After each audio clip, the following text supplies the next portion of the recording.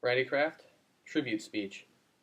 Black Sunday. It happened in Poland in the summer of 1944 after Nazi Germany had occupied the country. The Gestapo were rounding up Polish men to haul them off to work camps. One young man, named Karol Wojtyła, was hiding in his uncle's basement. He would be one of the few survivors of his small town. Who was this man, and what was he thinking as everyone he knew was taken away in the night? Only one thing could be certain. That young man, Karol Wojtyła, would later become Pope John Paul II.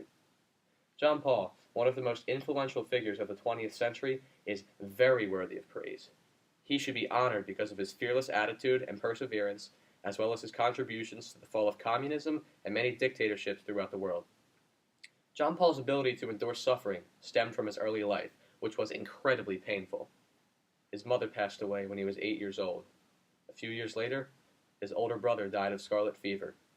When the Nazis invaded Poland, John Paul was forced to work in a limestone quarry and a chemical factory. And his father died shortly afterwards.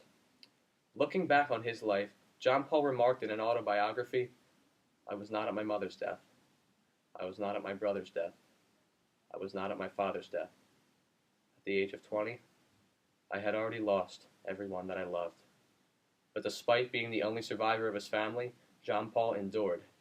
He entered an underground seminary where he helped many Jews escape from Poland. He was not afraid. In fact, when he became Pope in 1978, the first words that he spoke to his people were, "Be not afraid." John Paul would live by this motto for the rest of his life. For example, in 1981, John Paul was shot in the stomach 4 times while walking through St. Peter's Square. After recovering in the hospital, what he did next would shock the world. John Paul visited the assassin in prison and forgave him. While most people would have been deterred by this incident, John Paul was not, and continued to travel around the world promoting peace. Despite many bomb threats and even being stabbed by a bayonet in South America, John Paul was never afraid. He let his fearless attitude and perseverance dominate all that he did in his life. But perhaps what John Paul was most known for, however, was his work to destroy communism and end many dictatorships throughout the world. Even though his homeland of Poland was under Soviet rule after the war, John Paul still returned there to speak to his people.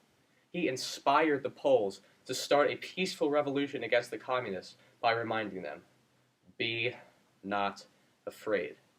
This movement, known as Solidarity, would eventually spread throughout all of Eastern Europe, destroying communism at its path. In a similar way, John Paul was able to end many dictatorships in Haiti, Paraguay, and Chile by empowering the people there. John Paul worked for peace throughout his entire life. As you can see, Pope John Paul II is worthy of the utmost praise.